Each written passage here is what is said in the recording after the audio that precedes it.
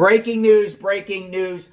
Violence erupts in Indianapolis over the weekend. 18 people shot. Multiple shootings, including a mass shooting. There was a shooting at a hospital. There was an officer involved shooting. There was a shooting at a car meetup. It is getting really bad in Indianapolis. If you ever go to Broadcastify, their scanner, Indianapolis is the #1 viewed scanner because things are just jumping off left and right.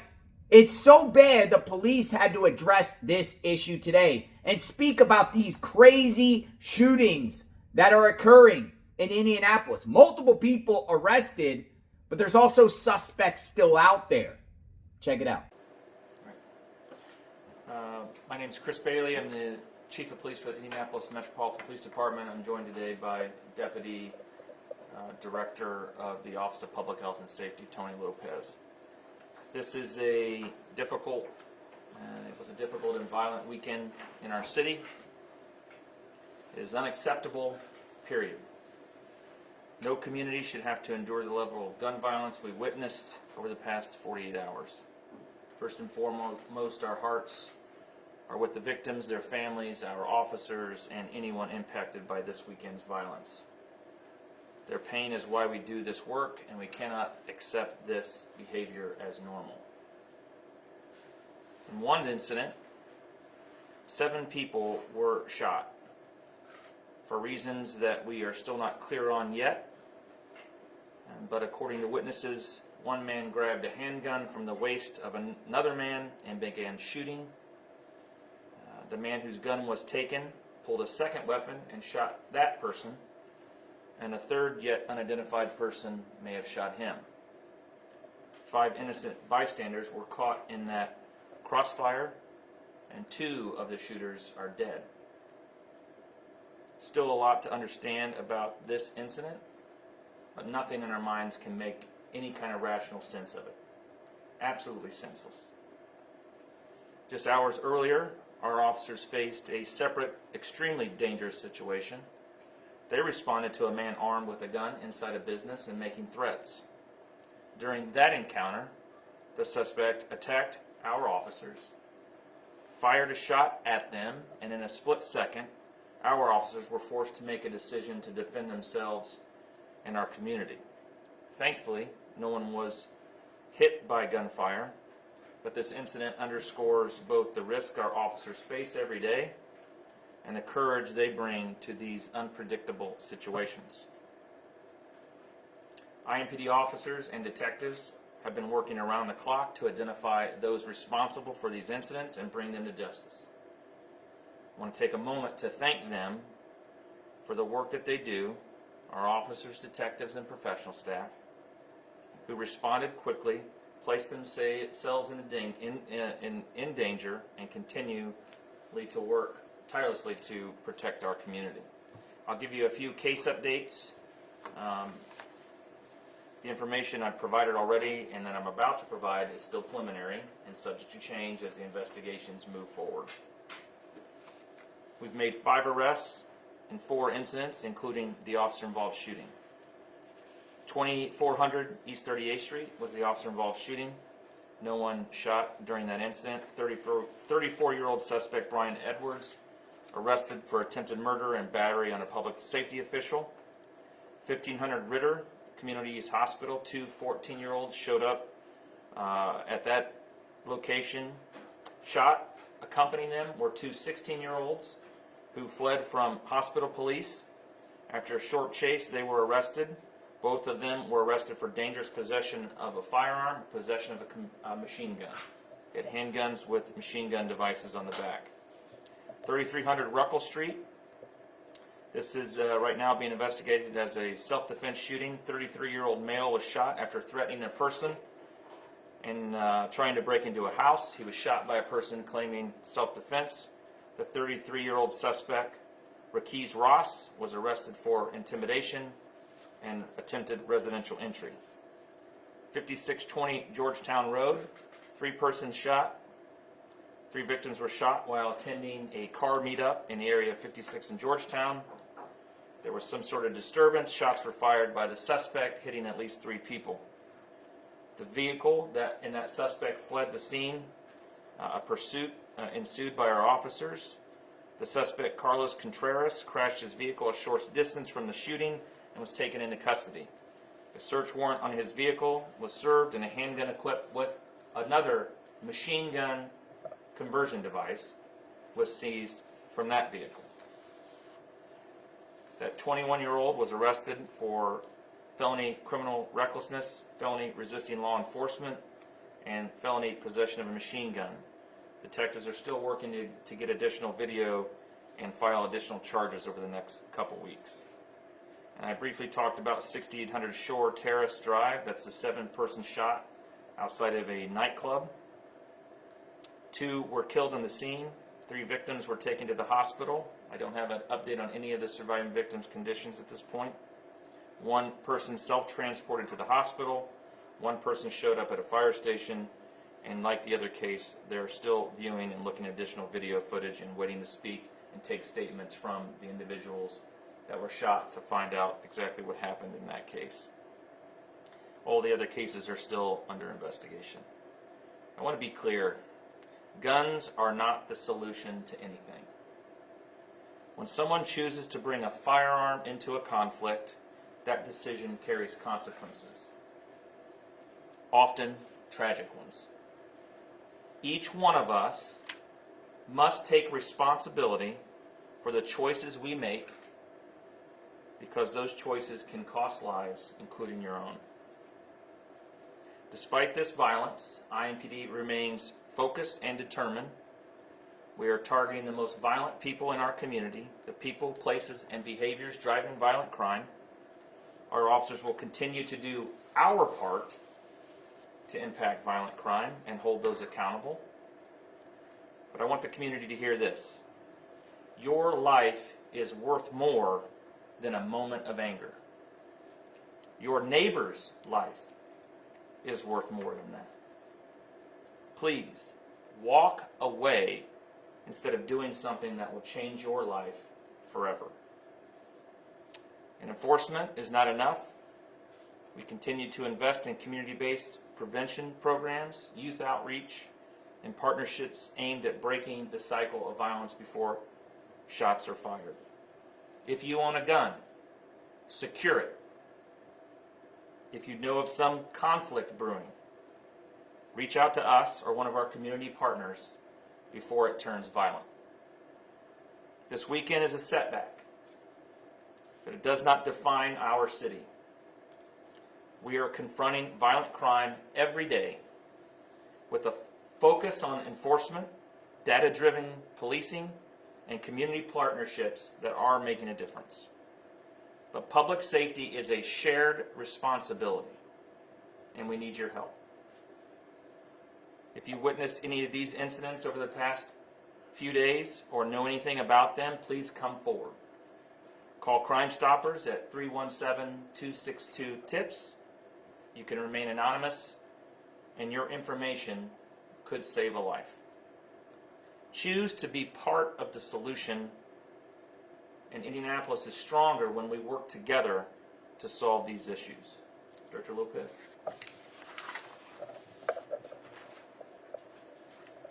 I'm going to be brief with my comments and conversations. But tragedy has hit our city yet again. This is not something that our community wants to see or be affected by. Trying to enjoy yourselves at night and in our community is something that should be allowed, and we are being affected by gun violence. We're being affected by conflict not being resolved in the right ways. The Office of Public Health and Safety, along with all our partners that we work with, are dedicated to continue the efforts and the processes that we put in place to work with individuals to mediate conflicts through our Conflict Resolution Center, to work with individuals, youth and adults, when it comes to crime prevention and working with individuals that want to drive gun violence in our city. We're going to continue our efforts. We're going to continue our efforts to hit the root causes and try and work on those root causes to help individuals have the right avenues and the right outlets to solve the issues that are happening here in our city versus picking up a gun. This is not the way to resolve issues. We want to keep everybody in our community safe. We want to keep them here, and we're going to do all our efforts to make that happen. This tragic issue, this tragic incidents that we've had over this weekend, it hurts, right? It hurts. We're losing individuals in our city, young and old. And we're going to keep our hope alive, to keep pushing through, and to keep trying to make a difference in the city, to try and keep all of our community members safe in the city. All right, any questions? You spoke briefly about the 7 people shot. You described the 2 victims that deceased as shooters.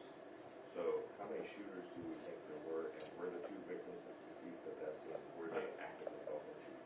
According to the detectives and preliminarily, yes, both of the 2 deceased were shooters. And then there's potentially a 3rd person that has yet to be identified. Is that 3rd person in custody? No, it's yet to be identified. Yeah, we don't know who that is. You mentioned this is a setback for our community. Homicide numbers are down, right?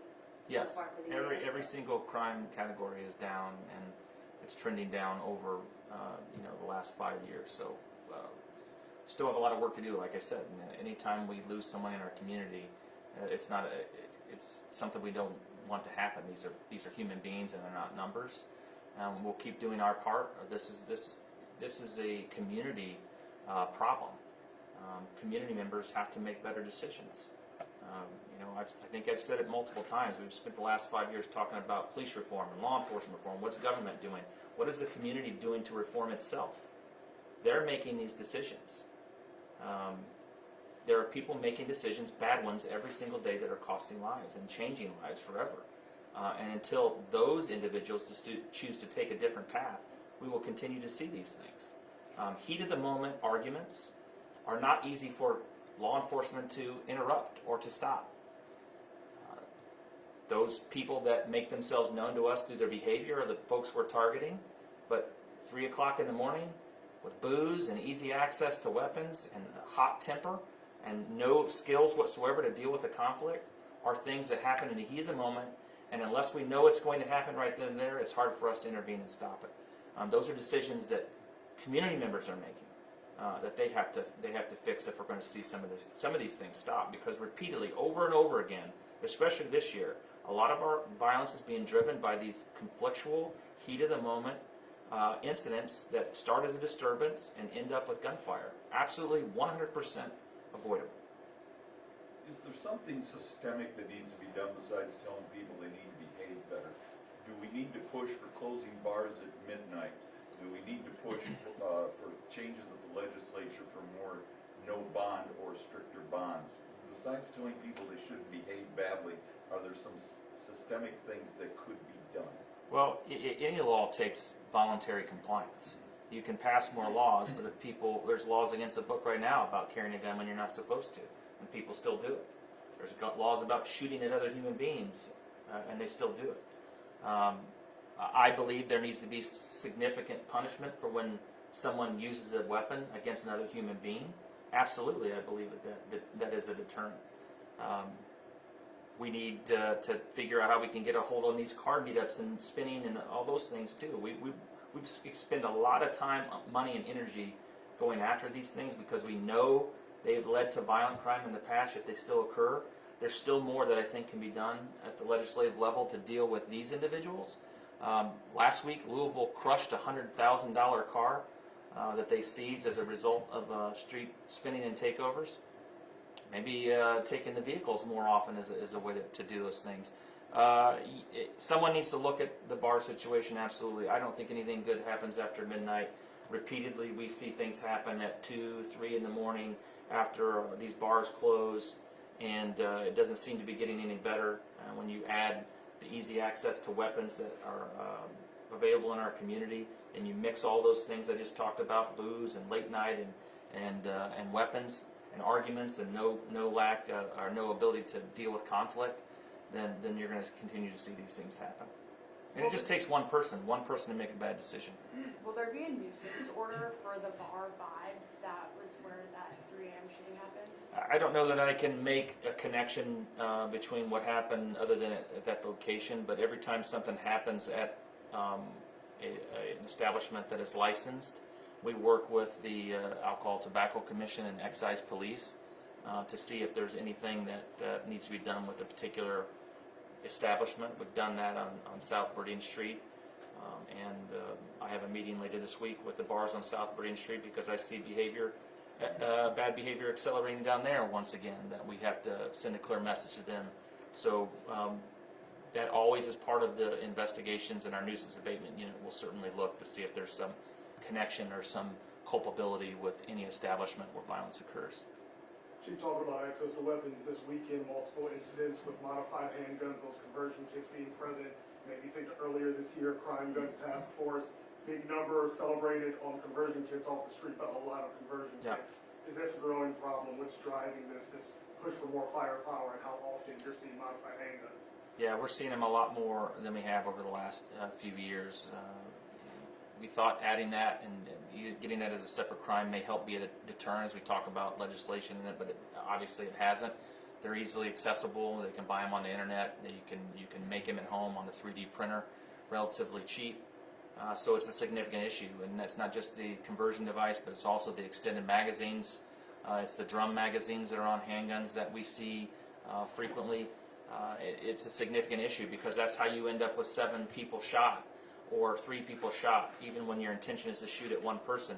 Those guns you don't have a lot of control over them, especially with untrained people, and those rounds are just flying across an area when you have that many people confined in an area. Significant problem. Question for Tony. Chief mentioned that you had 2 wounded 14-year-olds fleeing from the hospital where 16-year-olds were allegedly armed.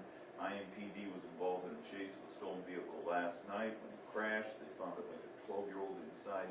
So what is then OPHS focus on getting a hold of juveniles and getting through to them so that they don't participate in this type of activity? Correct. So we are actively working with youth organizations through the Elevation grantees with prevention work that they're doing. But when it comes to the juveniles and the youth that we have in our city that are causing the gun violence, as we've seen over the weekend, those individuals working with IMPD, working with specific organizations that can work with those youth to try and help them make the choices that they're making and make different choices. Organizations like New Boy, Voices. These organizations are working with us to work with youth on programming, but then also how they can work towards cognitive behavioral therapy, different life choices, different choices in their mindset. And so we're actively working with IMPD and several organizations to work on that prevention piece and work with those individuals already causing gun violence in our city to try and help them make a change. How do you know if you're succeeding? Or if you need to change direction? That is something that we're just getting started on within the last few months or so with these organizations, and so we're tracking our numbers to check our successes on that. How do you plan to approach the situation when it comes to adults and gun violence, like what happened with the 2 people who died? Yes, so when it comes to adults and gun violence, our teams go out and actively talk with individuals on the scenes when the scenes are active, but they also are going to do follow-up conversations with individuals, and then they're going to relentlessly pursue these individuals to try and find out information, really just trying to find out the information on what we can do to help them. We're going to provide whatever services we can to those individuals. We're going to talk with all the individuals affected, but then we're also going to talk to the community in those areas as well and try and see where we can help the community stabilize, but then also be safer. Was your team out there this past weekend? Yes, my team is out every weekend. There's a lot of ground to cover in Marion County, and so my team is going to be in all the major locations and all the major areas and events that are going on. And we plan on being out every weekend, especially with Circle City Classic coming up this weekend and everything as well. Director or Chief, what's your big message to the community or the residents who may feel that their safety or security is a little shaken after a weekend like this? For me, it's continue to have hope, right? I'm a native here to Indianapolis. I love my city and I love doing the work that I do, and I do it for a purpose. I've been affected by gun violence by people I know and love, but also just doing the work in the community. And so for me, It's keeping the hope that our community is better than this. Our community is stronger than this. And I would say probably 85% of our community is not even doing this. And so trying to come together and build and keep the hope alive and keep doing the work, no matter who you are, no matter where you are, you may do this work not even having an organization, but you're doing some sort of work towards making your community safer. Keep doing that work, keep the hope alive. We are seeing numbers down, but we're still seeing way too many people affected and lost to gun violence. I've had too many people lost to gun violence in the 4 or 5 years I've been doing this work that I know personally. So it is something that we have to keep pushing towards. We would love to see them go even farther down, but that comes with effort and work and the community as a whole. Okay, thank you all. Question for the chief, though.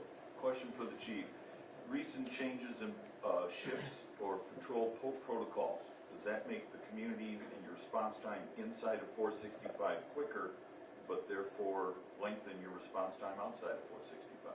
No, we haven't changed any shifts yet. It was a proposal that was approved by the officers and still working through the details. It will be effective on January 3rd. We're going to plan on explaining what that looks like to the community in the near future. But I don't know that it's going to have any impact on response times. There may be times overnight where certain run types are not taken overnight. Report runs that can wait till there's more officers in the morning. But we hope to create shift overlap where we have more officers working during the peak hours of this our radio runs, so that there's more officers working at one time and less when we don't need as many working. Community grapples this weekend with violence. Local leaders are reacting and calling for an end to it. Brandon Schaff joins me in studio to tell us what action they want to see taken. Brandon? Yeah, good evening, Allison. Well, after that flurry of shootings in Indianapolis this weekend, some involving juveniles, as you were just talking about, community leaders say that we must learn to solve these conflicts without guns. It just got to stop. It has to stop. Calls for peace across Indianapolis after a deadly mass shooting and triple shooting on the Northwest Side. Young Men Inc. founder Malachi Walker says instead of taking out a gun, people should leave the situation before it's too late. After violence happens, he shares this message with his parishioners. When there's a loss of life due to senseless gun violence in the city, our main thing is to gather together in prayer. Prayer changes. I strongly believe that. Walker says without prayer, gun violence could be even worse.